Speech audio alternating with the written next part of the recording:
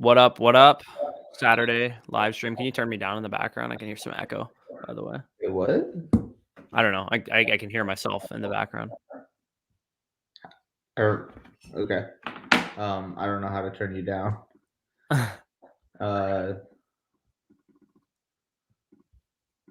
Either way, while you figure that out, Pionio was the first one in here. Gives us a dynasty trade question. Basically says, send away Elijah Mitchell, AJ Brown, and the 207 for DeAndre Swift, D Hop, and A-Rob. So, sorry, can you mute me, dude? It's really distracting. Or like mute your own. I don't know how to mute you. No. Here, Never mind. Here, how's this? Yeah, that's probably better. Yeah, there you go. I just took my mic out.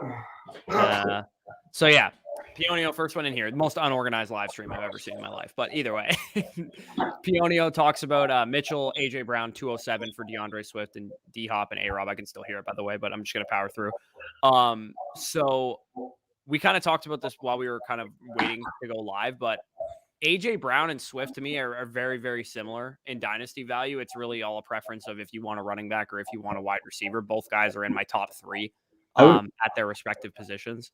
Like I would probably say like if you even if you're like the lowest on AJB and you're the highest on Swift, like AJB in the 207, like even in that scenario would be like the worst that you could do for. I honestly tend to favor AJ Brown over Swift, to be honest. But that's what I mean. Like they're probably stable assets, but even if you're like, oh, I want the stud running back over AJB, then again, the 207 at worst case scenario is the discrepancy there. At this point, I mean, D Hop, obviously a 29-year-old wide receiver coming off a major foot injury. A-Rob, I mean, we know basically he's a win now asset that wasn't pretty win now to say the least this year. And then you got Elijah Mitchell. At that point, I mean, you're basically comparing what? D Hop's a late first or late second. It's pretty much Mitchell versus D Hop, to be honest, is the way I look at this. 207 for A-Rob, AJ Brown and Swift cancel each other out. It's really just Mitchell versus D Hop. And I'll take a stab at Mitchell for that. Pardon? I'd take a stab at Mitchell for that. Yeah, like Hopkins is hard to kind of judge. Is he going to get the like Julio Jones treatment? Like, you know how coming into this year, everyone was like, oh, the prototypical win now receiver is Julio Jones. Like if you want to send a, second or third round pick for Julio Jones. But the problem is that can be a sunken cost really, really fast. Yeah, no, it is scary. You're frozen on my screen, by the way. Yeah, no, I would just take the safer assets on this point with the Mitchell, AJ Brown, and 207 because there's a lot more appreciating value on that side. Like those guys realistically can all go up in value, whereas with the Swift side, realistically only Swift can go up in value. So I tend to lean the more liquid assets with Mitchell, AJ Brown, and the 207. We got Rolando in here. I'm sure Corey's going to be back in here. He's he's going to be back soon. So I got a 2-week final. I'm debating this flex. Deontay Foreman, Penny, or Darrell Williams. St. Brown, full PPR. Okay, so I would actually go with Amon or St. Brown here in a full PPR. Where are you leaning? This week, I'm assuming. Okay, so we got Penny against the Cardinals. We got Darrell Williams against the Broncos. Deontay Foreman, I'm just not going to play in this scenario. Yeah, I mean, like they're all kind of. I think full PPR leads me towards either Darrell. You're frozen again. But yeah, no, I personally would go with Amon or St. Brown. I don't know why Corey's frozen again, but he'll probably add his input when he's back. Less than know y'all would be live. Yeah, we're previewing obviously the Chiefs and Broncos and the Cowboys and Eagles games. Saturday football. Let's go. Let's get it. When's the next Dynasty Decisions? It's going to be sometime later next week. We're trying to get one out for yesterday, but we just couldn't coordinate a recording time. So for those of you that have left mentions, and for those of you that want to, reach out to us on Discord, whatever, just feel free to make some more submissions because we're going to be doing that sometime next week. Yeah, my computer is just deciding to shit the bed right now. You're good. Real quick though, who do I start in half PPR? Carter, Javonte, and P. Ryan. Pick 2. Who the Bengals play? The Bengals play the Browns, I believe. Okay, you got Javonte against the Chiefs, and you got Carter. Who the fuck are those? I probably just go with P. Ryan and Javonte over Carter. That's where I'm leaning too. Yeah, with P. Ryan, you're probably going to get a big workload with Mixon obviously out for the game. And the only problem, obviously, is that the Bengals offense is going to be run by Brandon Allen and not Joe Burrow. So it's not going to be nearly as valuable, obviously, as if Joe Mixon was out for like a different game and P. Ryan was the full-time starter there. But I mean, Michael Carter's in a pretty similar situation. They don't have any receivers healthy right now in New York, and it's against a Bills team that does, need to win this game in order to secure their division lead. So I'd probably just go Javonte and P. Ryan there.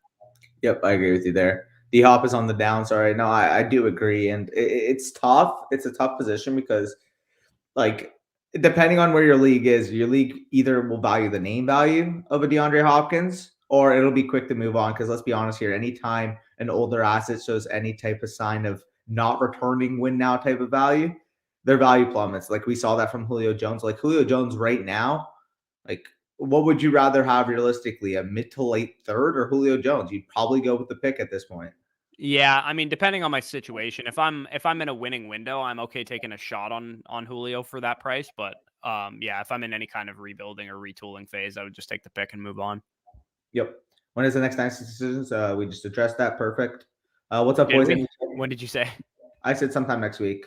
Yeah, Well, I was thinking we drop it on Monday or something. If we're able to, we can. well, I actually like went into the schedule. I think I put it in on Thursday or Friday, whichever day was like we didn't have a video. I put it. Did we have anything Monday? We have. I forget. Let me just check. We do. Actually, no. I think I just remembered what we have. Don't we have our Dynasty content? No, I think it's the lessons learned video. Yes. You're right. You're right. We got lessons learned, and then obviously we're not going to spoil anything else, so you guys can get ready for that. Any championships? Can't wait for the Dynasty rookie content. Yeah, so I just got paid in obviously my main championship. Got also a third place payout, which I didn't expect. So I mean, we'll take that. And now it just comes to fixing my PayPal because I got a bunch of fraud charges, $250 worth of Uber charges charged to it. So once that fixed, I'm going to be able to pay off all my league manager fees. But that was just fucking annoying. I've been having to deal with those fucking imbeciles for the last few days. True. I got $250 of Uber charges charged to my PayPal account. Did you didn't use Uber? No. Yeah, that's weird. So I was pretty upset, but once that's figured out, I'll be able to finally focus into next year and be able to get rid of all of the dues I have to pay because as a league manager, you do have that responsibility. Former Brown, he answers the other question. I have the one of them this year with Zach Wilson, Fields, and Lance. My receivers are AJ Brown, Elijah Bateman, Judy, and Amon-Ra. So use the pick for a wide receiver. Try and package the pick in Amon-Ra. I mean, yeah, like if you can package 101 in Amon-Ra and somebody wants to give you a stud wide receiver or an upside. What wide receiver are you looking for in that trade? Because I don't think you're going to get like Chase or Jefferson with that. I don't think you like I would say AJ Brown, but you already have AJ Brown, so maybe you go after like Metcalf or something. I was just about to say someone probably in that tier. Let me just search by wide receivers to kind of see a comparative value. Like if you can go after, like you could probably get T. Higgins in a second for that. Yeah, you could potentially go after someone like that. I'm almost looking to see if I can get a bit better than T. Higgins if I can. What about Waddle in a second or Deontay in a second?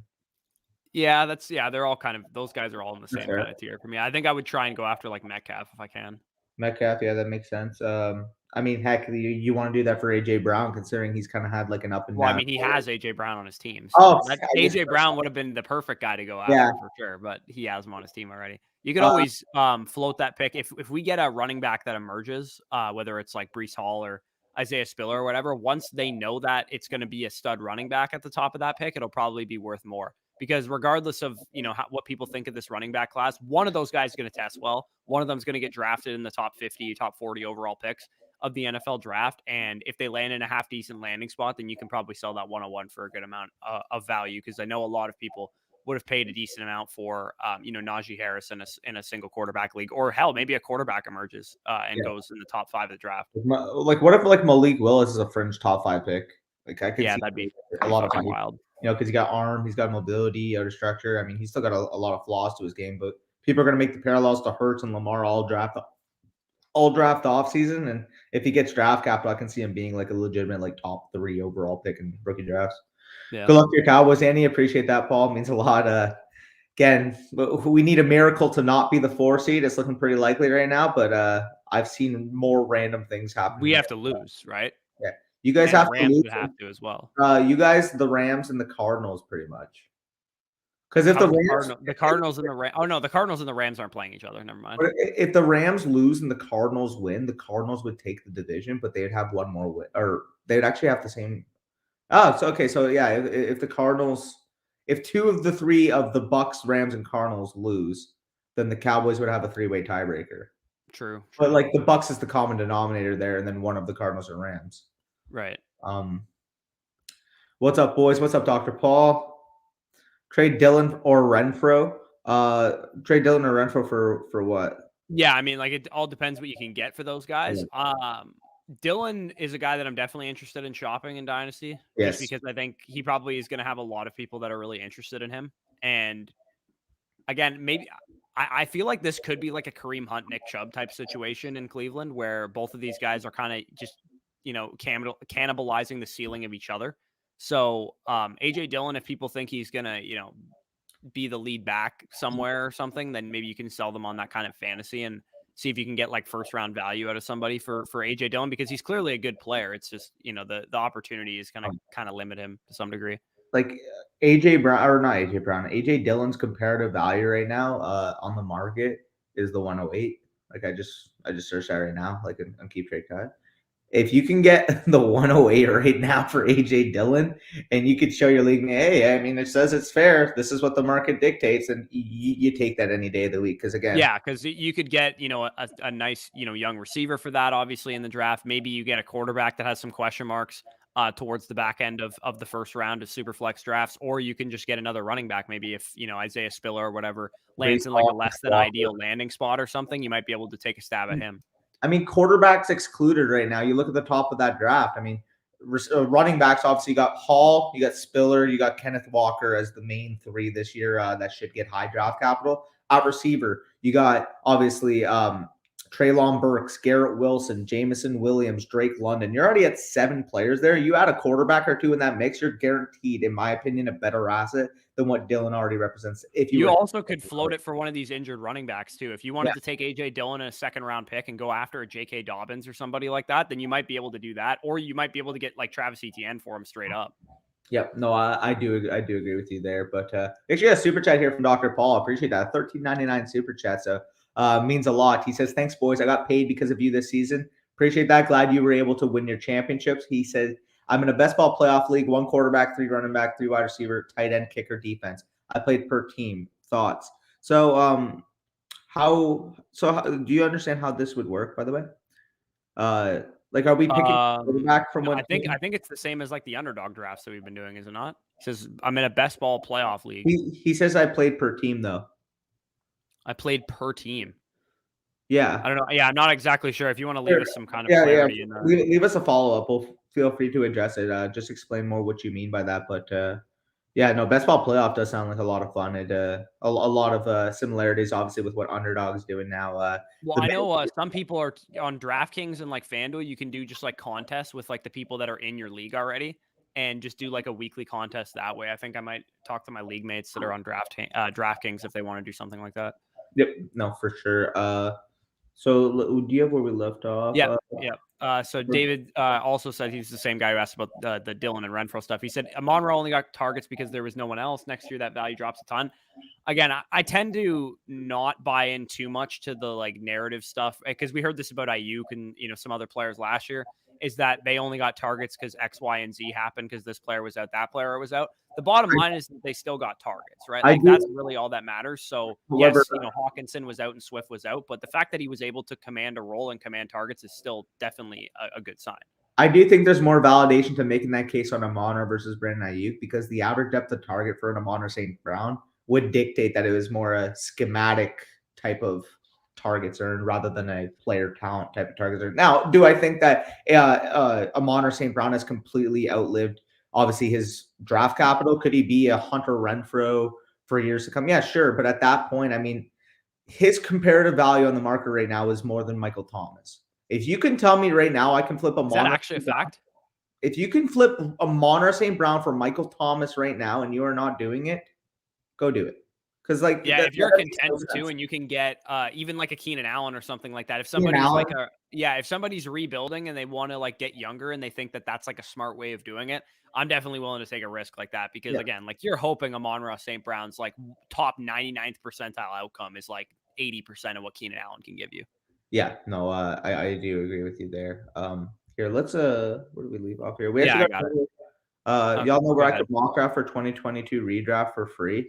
You can do them on Sleeper right now, I Super. believe. Yeah, Yeah, and I think I'm not sure if you could do them on like the other apps, like the Yahoos and the NFLs, but I'm pretty sure you can do them fairly quickly on Yahoo. I know NFL is really stupid about it, and they don't let you do them yeah, till like July, but Sleeper would be definitely the best place to do that. And yeah, you could also do underdog drafts as well. They yeah. have way too early 2022 best ball drafts that you can do to get an eye of the ADPs and stuff like that. Yep. We actually got a follow up from Dr. Paul. He says one player per team. So if we were to assemble a one player per team type of playoff, Right. So I do mean, you just pick is it just all players available, I'm assuming, or it's not like a draft format?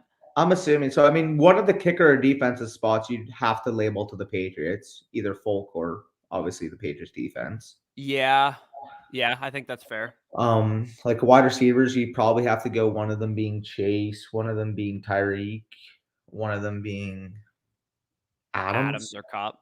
Yeah. Yeah. Oh, Cup. Yeah. Yeah. Yeah. Cup. Yeah, Cup. Cup, Adams, and Tyreek is probably where I'm going with those. Yeah. I mean, and then running back, then would you go Chase or not Chase? Mixon. Running back, I'd probably go Derrick Henry at running back, to be Oh honest. no, Henry for sure. There's three of them. Yeah, okay. So what do you go? Henry, Taylor, and Mixon? Is that what you're thinking? Yeah. Now, or on the flip side, do you play Travis Kelsey at tight end and then substitute Tyreek for like Yeah, Lamb? you could do that for sure. Yeah, okay. That's interesting though. Again, we're just kind of spitballing right now because like we'd have to see the board to be able to like fully help out there. Because at the end of the day, here, no matter what you organize, you're still going to end up having two total teams make it in the final. Right, and you're gonna want to stack like if you want to stack up like a Mahomes, Kelsey, Tyreek stack or whatever, like within that lineup, that's probably a smart idea. Yeah, no, yeah, I do. There's a lot of mega braining going on there. So, big cool. Where do we leave off here? I got it. Yeah. Uh, this is where we were, right? In the chip, start Mahomes today or Herbert versus Vegas on Sunday. I would Um, start Herbert. I think he's got more. They have way more way more to motivation play to for. win the Yeah, game, so I'll take Herbert there. Just in the case that Mahomes and the Chiefs get out to a big lead, they're probably going to pull Mahomes at some point. yeah, no, I do agree with you a good amount there. So, thoughts on Javante this week? Will Melvin Gordon play better? I would You go. flip a coin, honestly. They have a pretty honestly, it's almost like the definition of a 50-50 split in that backfield. So it's really all going to be who's more efficient with their touches. Usually when Javante's playing well, they get a little bit of like a hot hand approach going, and he gets like a little bit more touches than usual, and will contribute a bit as a receiver. It is worth noting he played well against this team last time. Now Melvin Gordon was out the last time that they played the Chiefs, but Javante was still heavily involved as a receiver in that game. Down by over 50. Yeah, I mean, like I do think Herbert's got a higher ceiling, obviously, with them having more to play for. Again, the Chargers playoff hopes are on the line today or tomorrow. Yeah. So, did you guys get on the NFL waiting list for NFL All Day? I've been on it for a couple of weeks and still haven't gotten in. NFL All Day. I signed up for like an email list, but I'm not going to be like too serious about going with NFL all day, to be honest. I think the NFT game, if I'm being honest, is a little bit like it's a little bit of a scam, I just mean, because I think a lot of people are looking for the get rich quick NFT stuff, and that's not like I'm not really willing to invest the time and the energy into like all of the NFT things. I'm pretty sure Ron was talking about this yesterday. Sounds pretty interesting, but Oh, yeah, it definitely does sound interesting, and I would like to get involved in it. The problem is that I don't feel like investing all the money that I think it will take for you yeah, to get involved in it to like a absolutely. decent degree. Yeah, no, I agree with you there. Got $200 for there. I'll take it. Wasn't expecting. Hey, I mean, he'll take $200 any day, right? What are y'all willing to give for Lance in a 12-team superflex? Lamar and Burrow are my quarterbacks. Honest to God, like I would give like any draft pick. You're talking about the I 101. would give any draft pick from this year. I Yeah, would give the easily. 101 straight up for Trey Yeah, Lance. give the 101 straight up. I mean, heck, even if you want to do like a Monroe St. Brown in a mid to late first, I'd do that. Like those are the type of deals you'd be able to do. Honestly, Yeah, because if you do get Lance in that quarterback core, like obviously yeah. you're going to be Oh, sitting pretty with two of the top, or three of the top 8 quarterbacks, at least in our opinion. Again, we haven't seen a whole lot of Lance, so I don't want to speculate too much on his ability to continue to rise and like cement himself as like an elite fantasy quarterback. But I mean, he's already shown me enough to the point that with a full offseason next year, they're going to, continue to add to whatever he needs to the offensive line, receiving core, whatever the case is. I think Lance is probably going to have like not like a Lamar Jackson second season, but like I could see them designing an offense similar to what Greg Roman did in 2019 for Lamar Jackson. Yeah, like Jalen Hurts plus. Yeah. I think Lance could definitely fit into that kind of mold. And I think he has a higher ceiling than Hurts for sure as a passer. Keeper league for next year: Superflex PPR, Rodgers round 10, Deontay round 7, Pittman 7, Lamar 2, Henry 1, Chase 4. Keep 3. Chase 4 is just the easiest pick I've ever seen here. I'd probably. I think Superflex, like Rodgers round 10 is really easy too. I agree. The other one is probably going to be Lamar for me too. Deontay in round 7 is the one that would be between Lamar and Deontay probably. Like Henry round 1, like that's where he was going to go anyway. So I'm not really going to probably take that unless you just really, really want Derrick Henry next year, which again, I don't blame you for. I'd probably go Chase, Rodgers, and Deontay. And Deontay. I think the value is better for Deontay over Lamar. I'd agree there, but those would be the heavy considerations. But again, in a super flex, stacking up Rodgers and Lamar is not a bad idea either. Yep. I have Nick Chubb, Darrell Williams, Devin Singletary, and Josh Jacobs full PPR. I can play 3. I'm going with. I mean, Chubb does scare me a little bit because obviously the Browns are eliminated from playoff contention. We kind of saw last week that they didn't really feature him in the second half of that game, obviously, with it kind of getting not out of hand, but I would probably sit Darrell Williams here.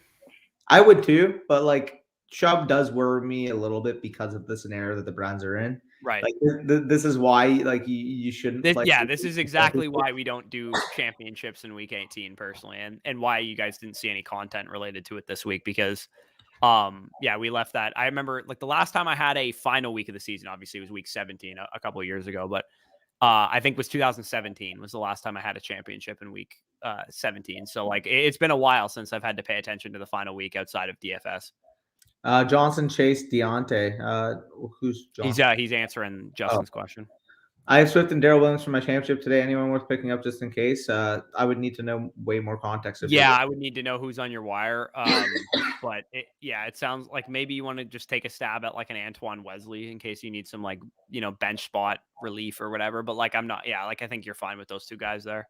And then at running back, if you need specifically a running back, I don't think anybody sticks out to me unless like Samaje Perine's available. Yeah. And someone's trying to trade CMC for Henry in my keeper league. I'll be receiving CMC over Henry for me all day. I'll take CMC over Henry as well. Though that's going to be sounding very not contrarian, but very hot takey to a lot of people right now because everybody's living in recency bias. Lamar Chase Johnson. Sorry, he's still answering Jahib. What quarterback should I play for full PPR? Derek Carr, Taysom Hill, Russell Wilson. I'd probably go Taysom Hill of those options. I was going to say I'd probably go Taysom Hill because the Saints still have a really good shot. I mean, so do the Raiders. They both need to win. But I would probably take and actually we don't know that for sure because by the time the game starts, that's the other risk with that game is that if the Colts win, then neither of those teams can get in, correct? If the Colts win? Yeah, if the Colts win at 1 o'clock and that game's on Sunday night. Or no, that's a win and in regardless, right? Yeah, that's a win and in regardless. I forgot. However, so the loser of that game, even if the Colts lose, would be right. Yeah, the kneeling thing. Yeah. However, if the Colts lose and those two teams tie, both of them get in the playoffs. Yeah, they're not going to do that though. No, I know, but like how funny if they did. Twitter would kind of want the Colts to lose just so that it could happen. Yeah, no, that would be hilarious. But we got a $20 super from Jeremy. Appreciate that. He actually says here, 2 years rebuilding got me the championship belt and the top 1K prize. Just wanted to thank you guys for always responding to my questions and Dynasty decisions. Appreciate the content. Yeah, man. Like, glad you were able to win your championship. Hey, that's what we do, man. At the end of the day here, you guys telling us about your success in your leagues is what makes us keep striving to give out more advice. Because, again, I like having success in my own league, but if I'm able to help other people also have success, then it's a win-win for everybody. Am I right? Yep. Here you go where we left off. Yeah, right? I got it. Spicy Out said Raiders win and keep Carr, loss, and I hope we ship him. That's or lose. I mean, you got a lot of data on Derek Carr. I don't think one game should probably sway you one direction or the other. If you guys don't think you can win, anything significant with Derek Carr at quarterback, then I will say with Carr, he is like a good amount underrated to the degree because the Raiders roster wise, like they shouldn't even be a 9-win team right now. But the fact they are a 9-win team, the fact that he's helped Hunter Renfrow develop into a really good slot receiver. Obviously, Darren Waller was a freak talent, but he helped him develop along the lines. Like you got to give Derek Carr a lot of credit. Now, again, if a Russell Wilson becomes available on the market and you're able to ship, Carr and fucking Carr like in a second, maybe the Seahawks willing to do that because Carr's respected around the league, sure, but like I would need a decent bit to move off Carr if I'm going into a rebuild. Like I would need probably a first plus if I'm the Raiders. Yeah. Brock says traded Devontae for Javonte, which is awesome, especially because this RB class is so weak. Yeah, I think he commented on one of our videos and said, I had like two, I think he said I had like two options. I could make this trade, which was like a whole shit ton of pieces, or I could just trade Devontae for Javonte straight up. I'm like, dude, like go get Javonte Williams any day of the week because I right now, without anything that I know, even if the worst case scenario happens and Melvin Gordon re-signs with the Broncos or something like that, I would still take Javonte Williams over Devontae Smith. Yeah, in Dynasty. Easily, like you can make an argument right now that Javonte Williams is the number 2 overall running back in Dynasty. Right. That's projecting forward that, Melvin's gone and stuff though. Like even if like the worst case scenario happens, I still think Javonte Williams is top 12 Dynasty running back. Oh, worst case. Yeah. Like, yeah, exactly. That's what I mean. You told me to start Chase over Rojo 2 minutes before game started last week. Thank you. Yeah, I don't know. I mean, that shouldn't have been too hard of a decision for you, so I don't want to take too much credit. But yeah, I'm glad you definitely started Jamar Chase last week. Definitely. Now I have picks 102 to 104 and 106 in a non-super flex. My team: Lance, Mac, Saquon, Etienne, Javonte, Terry, Judy, and Ayuk and Pitts. I should just hammer wide receiver in this rookie draft, right? Yeah, I mean, like honestly, again, it's gonna come down to value, but like, say you're able to come out of that draft with like fucking Treylon Burks, Garrett Wilson, and fucking Drake London. Like that is. I don't mind packaging one of the pieces you already have too in one of your picks and going out and getting an AJ Brown or something on the cheap. Yeah. If you wanted to take Judy in the 103 or something like that and go out and get AJ Brown, I'm still willing to do something like that if you want as well. If you want to just get that immediate stud, upgrade your lineup if you're ready to make a bit more of a championship push. For sure. Man, the boy saved you last week. Yes, sir. Glad it worked out for him. I was thinking maybe Hall, Spiller, Burke, London, and Wilson. I mean, you named 3 of the receivers I was saying, and obviously Hall or Spiller are the consensus top 2 backs right now. With Kenneth Walker could probably make his way into that range if he gets good draft capital. Because Walker's going to be interesting because his size wise, I would need to see how much he like weighs in at, and if he's going to be a 5'10", 205 pound running back, it definitely hurts his outlook a little bit because we don't see those guys traditionally become elite workhorse running backs in the NFL. Now, if he's like 215, 220, he goes out. I highly doubt he's going to be that big. If he but like say he packs on muscles and he goes out there and runs like mid 4.4s, like he's going to probably be like a top 40 to 45 pick in the NFL draft. Yeah, his case is really, it just comes down to draft capital and like measurables, I think, because with Hall and Spiller, I know they're adequate size and they're adequate, like they're expected to be drafted pretty highly as well, and they're probably both good athletes. I don't have as many question marks about them. I just need to watch them in depth. ESPN currently lists Kenneth Walker at 5'10", 212. Like it's not completely implausible to say. I personally don't think he's that big. I mean, we see these schools lie all the time, right? Like it says Spiller and Hall are 220 in their listed sizes. They could come in like Javonte Williams did last year and be 205 or 209 at the combine. Yeah, fuck. Because when Javonte was expected to be 220 when he had his pro day, and he weighed in at like 208 or something like that. Yeah, like that was pretty crazy looking back on it. Yeah. Let me see here. I'm curious. Expectations for Hunt, 49ers, Wilson, Rojo next year. So I believe Kareem Hunt is still under contract with Cleveland. So I expect him to just be back with Cleveland. Maybe we hear his name floated around like trade discussions at some point in the offseason. But I for all intensive purposes, I'm probably just going to assume he's still a Cleveland Brown. 49ers, Jeff Wilson.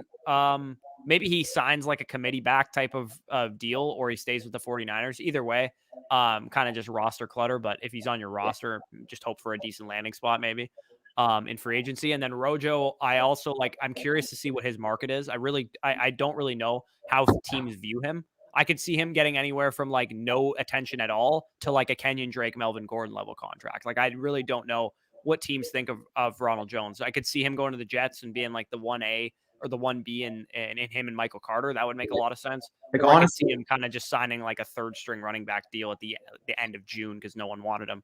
if you could float around like a 3 for him right now, I'd be willing to do that because I do think you'll probably get a Melvin Gordon type of contract, as you mentioned in the offseason. And for a 24-year-old back to get, we'll say 15 to 18 opportunities per game on a bridge deal, like for a third round pick, that's going to look way better going into the year. Because again, like those type of deals, like you don't realize you're accumulating depth, especially on a contender to the point where Melvin Gordon ends up, or not Melvin Gordon, Ronald Jones ends up being like a top 25 to 30 running back, and you paid like, I don't even know, like Desmond Ridder for him. Yeah, exactly. Like nothing of value. Plus, you could also sell him in season too if he is in fact useful. If every week me and Danny have him ranked inside our top 24 running backs, you could definitely sell him for like a second round pick in season, probably. Yeah, no, like those type of deals are honestly like some of the most underrated in Dynasty because people like think, oh yeah, these are fucking useless assets, whatever. I can get the draft capital right now, and then you go out and see, oh damn, like that's actually a productive producer. Especially considering, like, I don't think people realize how young Rojo is still currently. Like he's he's like the same age as Najee Harris. Literally though, he's literally a year older than Najee Harris right now. I don't even think he's a full year older than him. I think they're the same year. Let me check this. Rojo was born in 1997, I'm pretty sure, and Najee was born in 1998. So they're like a year of birth difference, but I'm pretty sure they have like one has a late birthday, one has an early birthday, so they're like less than a year apart. Yeah, Ronald Jones, August 3rd, 1997. So he's going to be just 25 as he's going into the year. Right, and he's literally been through a 4-year rookie contract already in the NFL because he was 20. Like he was 20 when he was drafted, I'm pretty sure. Yep. No, I agree. Getting traded AJ Brown, the 311 of the redraft for Henry. This is my keeper league. Should I take it? So a 311 in the redraft, like I would take that for Henry plus AJ Brown. Yeah. So like in a keeper league, you got to figure that's more like a 5th, 6th round pick, but still, yeah, I think that's probably decent value. Brock, definitely go after wide receiver, tons of talent. There is a ton of talent this year. Can't draft Bell just because he went to Purdue. The Big Ten represent. Any other good quarterback 3 for Dynasty? Like a buy low type of guy? Is Alejandro the one who asked about Trey Lance? Yeah, I believe so. But in terms of a quarterback 3 that I really like, Zach Wilson's the perfect example of a quarterback 3 that you could go after.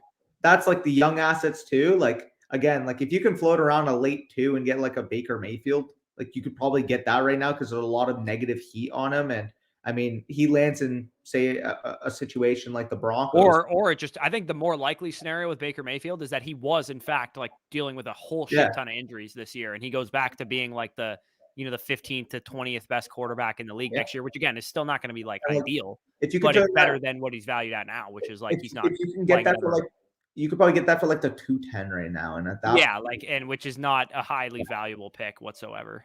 Yeah, and another one that I actually don't mind. People take do you think you could get Baker Mayfield plus for Davis Mills right now? Probably, I think you can, honestly. Yeah. I mean, again, I would take Baker Mayfield straight up over Davis Mills all day, every day. Yeah. Another guy that that obviously gets a lot of negative shit around his name because obviously he was starting basically the majority of this year over Trey Lance, but you could probably get Jimmy Garoppolo for like a third. I seriously, I find it hard to believe that Jimmy Garoppolo won't be a starter next year somewhere. I don't know, like maybe it'll be Denver, Steelers? Pittsburgh, whatever. Yeah, like some team. Like how much better would the Steelers have been this year with Jimmy Garoppolo as their quarterback? Like I'm pretty sure they would have been a lot better this year. And these like uncertain type of assets that you can capitalize on right now when people are low on them. If they end up in, for example, Cam Newton a couple years ago, he was basically flying around for nothing. As soon as he signed for the Patriots, his value was worth close to a late first round pick at the time, before they obviously drafted Mac Jones. That was the 2020 season.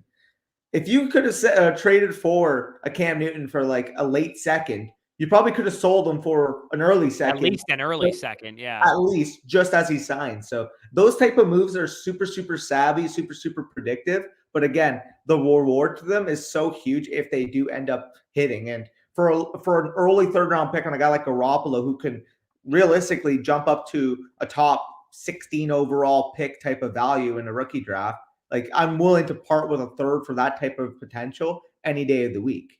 Right, because if Carolina or Pittsburgh or somebody signs Jimmy Garoppolo to like a 2-year, $35 million contract or something, then I could definitely see him, at least holding up top 25 quarterback value in Dynasty, which is way, higher than he's worth right now. Yeah, definitely. Mayo Brock, when it comes to money, check. Yeah. Start one: Knox, Hunt, Carter, and Burkhead. Where are you leaning here? Probably Carter. I'd honestly probably take the risk on Knox. Yeah, that is fair. 12-team auction keeper league. I can keep 2. Taylor for 33, Cup for 24. I don't really need to see much. It's so Taylor for sure is going to be kept. Then it's between. Would you rather Cup for 24 or Chase for 7, or Javonte for 15? Chase for 7, 100%. Yeah, I would agree there too. Yeah, a third of the less than a third of the price for a receiver that is probably realistically going to be in the same tier as Cup for me next year going into drafts. So I'll take Chase there. Though Javonte for 15 is also interesting. I would agree with you. I'd go with Chase for 7 and Taylor for 33. Brock, any other options? Akers for 5 also a little interesting too. Yeah, Van Jefferson. 2 years rebuilding. Oh yeah, we already read that. Perfect. Hopkins getting hurt screwed me over. Yeah, I mean that was just straight pain. Van Brock. I did ask for God he was on my bench week 18. I just haven't been paying attention. Yeah, guys, thanks. The running backs and wide receivers breakdown on matchups helped me out so much, especially the matchup graphs won me the chip because of you guys. Yeah, I mean, Bush was going hard on that all season. So shout out Bush there because, again, while I was doing schoolwork, doing those type of graphs, he was doing graphs based off wide receiver matchups. So yeah, for sure. I have been making a bunch of dynasty moves and forgot I was in a championship and redraft league. It's 2-week championship down 60. So probably now, hopefully you're able to rebound yeah, I'm probably honestly I'm probably only going to be in 2 redraft leagues next year. I think it's just going to be, our listener league and my home league. I think dynasty leagues, they're just way more fun to me in terms of because there's some, especially when you're in like a couple dynasty leagues, there's going to be some that you're competitive in and some that you're rebuilding in. So the fact that you can kind of like not pay attention during the season to those rebuilding teams is pretty nice. You know what's so funny is literally like last year I was like, oh, like I much prefer redraft. But when you realize that redraft is like so much more variance based compared to dynasty, it's hilarious. Because again, I feel like in redraft, like anybody can win the championship, but in dynasty, like you're in your bucket. You're either a contender, a middling team, or a rebuilder, and you have to figure out what you are before you see what's on the field. Because let's be honest here. You're a middling player, like you have to make that choice right away. Do I want to be a top contender or do I want to tear this thing down and get into that rebuilding bucket? So I also think it's easier to win in dynasty too, because if you do determine that you're a contender, even if your assessment isn't correct, right? Let's say you're more so a middling team, but you say, you know what, I'm contending, and you make some moves to contend, which you probably shouldn't do. But even in that case, there's probably going to be 2 to 4 teams in your league that are tanking and are rebuilding. So if you have a 6-team playoff format or whatever, it's probably easy for you to make the playoffs in that type of league versus a redraft league where everybody's obviously competing. Yeah, no, I agree with you there. Favorite dynasty buy and sell right now. So, I mean, I'll start with the sells. We're going to go more in depth in this in a couple of weeks. We actually got one guy that I think is a good buy right now is Tua, because I think a lot of people are not going to want to buy into Tua right now because of the uncertainty with Miami. But I think he's played himself into at least knowing that he's a good quarterback in the NFL, whether he does get traded to Houston or, whatever the case happens. I think Tua is probably a decent buy low right now, or buy, not buy low, but just like a buy. And again, I kind of mentioned I really like obviously the value on Michael Thomas right now. You're looking at some of those more uncertain type of assets that you can buy low, again, like a Jimmy Garoppolo, obviously not huge dividends, but you want to get a little cheap value increase. I think that's a play. In terms of sells, I mean, the main ones that scream out to me are Amon-Ra St. Brown, given his comparative value right now. He's currently being projected as a top 35 value dynasty receiver, which I'm still not willing to buy into just yet.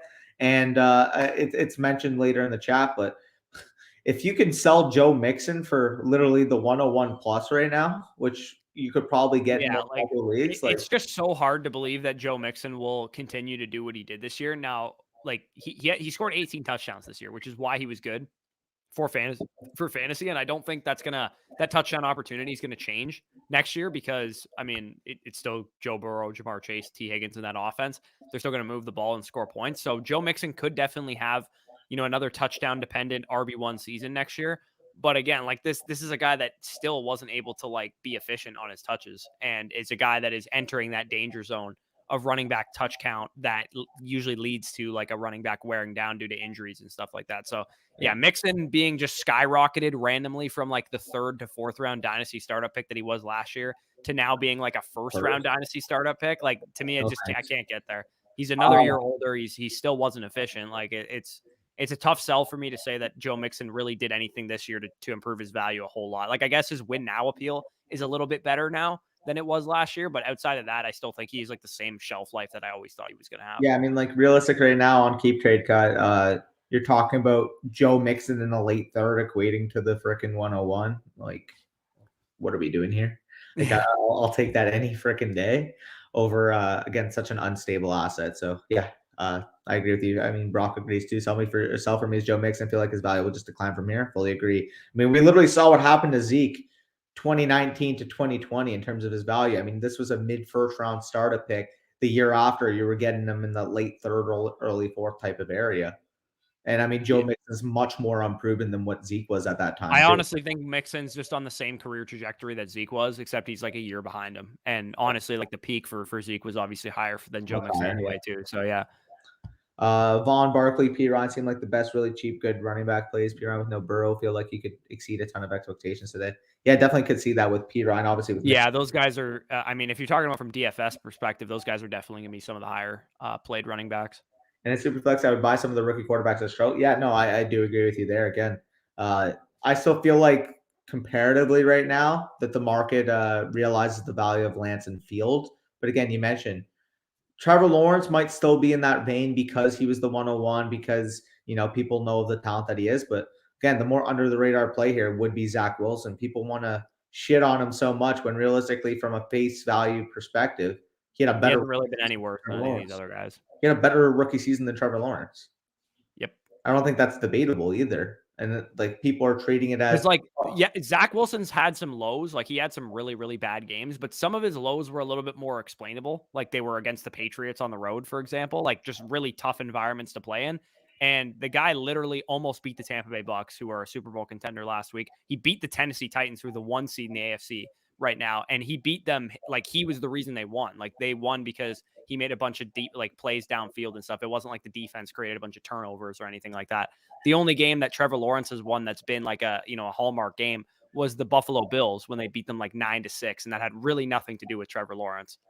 Yep. No, I agree with you there. Chris Evans, the Thrones P. Ryan, in my opinion. I don't think this week, but I can definitely see it for like next year and on. Yeah. Penny, OBJ, Sony, Zeke, Amari, a flex full PPR. Man, like, where are you? I probably honestly take Sony Michel here. I was just probably Sony because he's probably got the most to play for here. Yeah, definitely. Him and OBJ obviously have a lot to play for. Penny, we have no idea what Seattle's going to do with their kind of situation because they're playing a divisional game. They don't have anything to play for. But, what if Penny is obviously on this fast track to production? He's in a contract here. He probably wants to keep producing.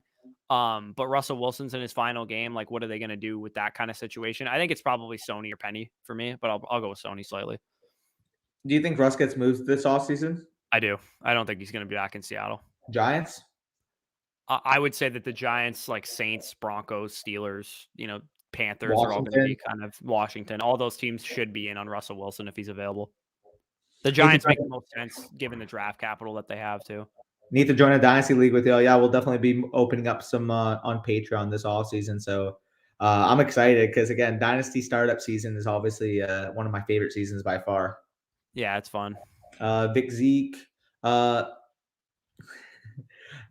with the Monroe is next year Cephas, Hawkinson, Swift plus Goff's quarterback. Yeah, not mentioning that. I also think they're definitely going to add a very competent wide receiver one at some point, whether it's in the draft or in free agency, either this year or next year is probably what they're going to be doing. I think like worst, like not like worst case scenario, but like lowest case scenario where they take like a receiver, like a John Mechie falls to the 3rd round, they take him. But realistically here, they're probably going to spend top 50 draft capital on a receiver. Maybe even 1st round draft capital. Like if we're looking on the board at the Rams pick is the one that you got to circle, right? Because the Rams pick, like the Rams pick what, like 20, like depending where they obviously finish in the playoffs. But if they go out 20, I guess probably 26 to 30 is probably where they're going to be, or 32, obviously. So like 25, 26 to like 32, they're probably going to sit in there. Again, you're mentioning at that point, if they're staring down the likes of we don't know what Burks' like NFL value is going to be. Like Treylon Burks might, we might all view him as the 101 after draft season's over, but he could still fall to like 26 in the NFL draft. Yeah, and I mean at that point I'm still willing to buy because again AJ Brown did fall to the second round. Yeah, But exactly. Yep, with my rebuilder, I traded Zeke right before 2020. Made some other moves after that. Netted me Saquon when he was hurt. Javonte in the 104 this year. So I'll mix it. Yeah, that's insanity. Can't believe I lost to St. Brown, Darrell Williams, Sony Michel on the list in the league champ. That is pain. If that was smart, they save Dak and feed Zeke. Yeah, I mean, like I get like from their perspective, they're still to play for in case the Rams and the Bucks fumble the bag. But realistically, here I would much rather just go into that 4v5 seed matchup, have a healthy Dak. Hopefully the offense can figure itself out a little bit. That's why I'd play them at least in the first half. But there's not really much to play for here because I don't expect the Bucks to lose. Yeah, for sure. Thoughts on Malik Willis so far? I mean, I honestly haven't watched a single game of him, so I couldn't tell you. I know he's an athletic quarterback. That's pretty much all I know about him. I'm going to be, after this week, we're going to finish out our kind of like reflective content type of stuff that we have going, and then we're going to get, into like the rookie stuff and digging into some of these prospects. Obviously, we'll go, position by position or whatever the case is. So Malik Willis is definitely going to be an interesting case for a lot of us. Obviously, hinging on how the NFL thinks about him too. Yeah, I mean, again, I haven't studied too far on him, but I have seen a couple games, and like from what I have seen from Willis is again, got the arm talent, you got the outer structure, you got the mobility. I mean, he is your prototypical fantasy quarterback where he's going to make big plays with his arm and his feet. The problem there is that man that can't read a defense to save his life, like genuinely. And again, like he's a young quarterback, he's got the mechanics, he's got the tools. So not the mechanics, he's got the tools. So I don't mind taking a stab on that type of prospect because again, we have seen Josh Allen, Lamar Jackson, Jalen Hurts kind of take that lack of polish and turn it on its head in the NFL because of athletic and arm talent. But he is very risky again, and I'm going to do a full dive on him obviously once we're preparing for that rookie guide. But he's probably the biggest wild card at the quarterback position of this entire draft because this guy gets top 10, top 15 draft capital in the NFL draft, and he lands with Carolina or Denver or a team like that does have ready-made pieces for him to succeed in that offense right away. It's going to inflate. Be hard pressed to say he's not going to be a top 3 to 5 rookie pick at least if he does get top 15 draft capital in a decent landing spot. Yeah, no, I agree with you there. Willis as well. Zap is a hidden gem. Yeah, I've heard good things about Zap. I could see NFL teams liking him a little bit more than the fantasy community does, especially because he's going to be at the Senior Bowl and stuff, and we've seen Senior Bowl elevate quarterback prospects in the past, most notably Carson Wentz, who was not expected to be the second overall pick before Senior Bowl, Combine, all that stuff. So, yeah, Bailey Zapp, he's the really small school guy, right? Like, can he produce like crazy this year? Yeah. I can't remember what school he went to exactly, but I know he was like Kentucky, Western Kentucky. Is that where he went? I believe so. Yeah, Western Kentucky. Yeah, so like all I know about him is that he produced at a very high level, which is worth like 63 touchdowns this year. Yeah, it's worth something for sure, and NFL teams will probably pay attention. Yeah, let me quickly see here. Also, I'm gonna quickly plug my laptop in. He had 62 touchdowns, by the way. Yeah. Someone, David just said he had 61 there. Yeah. Please let Burks or London fall to a good team in the 20s with a good quarterback. I mean, hopefully Burks can fall. Like I think Cleveland is a team that's probably going to take a receiver in the first round. I know they're probably not the ideal landing spot, but if you send a superstar talent to that team, I think they could pay off more than if somebody goes to Cleveland, like Burks or London or like one of these high named wide receivers, they're definitely going to pull a Rashad Bateman and like fall in rookie drafts because of it, I think. Anyway, I'll answer the last couple and then we're going to head out of here, obviously, because the game is actually like 7-0 Kansas City right now. You guys going to make a fan league for 2022? Absolutely, Nigel. We will be doing that with our Patreons or whatever like the case is. Again, if you guys don't know, our Patreon will be where you can access like our dynasty rankings. We're going to also do like foundational rankings and rankings by, age group and stuff like that. And we'll also have all of our other like would have been in our draft guide content on our Patreon. So that is how you'll be able to get into leagues with us as well. Can't wait for dynasty content. Yeah, you and me both got picks 102, 103, 106, and a 1 quarterback this year. My core: Burrow, Chase, Devontae, Bateman, and ETN with some dart throws. Love your channel, guys. Yeah, definitely like that core for you. Looks like you had a lot of picks last year. and appreciate it for sure. Wyatt says, please don't send Malik to Carolina. Rule will ruin him. I mean, I still tend to believe that Rule's like a half decent coach. I know he's gotten a lot of shit this year, but I still think he's better off than some of the coaches that we have around the league. Burrow's passing records. Oh yeah. So Zapp did actually break his passing records, but I mean he did at Western Kentucky, so it obviously means a lot less than Joe Burrow doing it at LSU. But Travis Kelce scored, by the way. Yeah, no, I already saw. Just watch him against Michigan State. Yeah, I'm super excited to get into rookie prospects and stuff. And obviously, if you guys are members of our Patreon, you'll get access to the player cards that I did last year in our draft guide, where I talked about which games that I watched and like their traits and stuff, who their best comparable players are based on my opinion and some of the measurables that they have. So I'm really excited to get into prospect stuff. That'll be coming pretty much as soon as the college football season's over. I want to see the Natty before I start doing that. Yep. Western Kentucky produces QB legends. First Mike White, and now Zapp. Yeah, Mike White. Imagine buying Mike White low right now. Do you think you could buy him low? See what happens. Yeah, I mean that's not the worst. How much is it for your Patreon? So there's 2 tiers for our Patreon, and we're like in the coming days we're gonna be revamping the tiers. So like if you guys want to sign up for our Patreon, I'd tell you to wait a couple days first before you do it.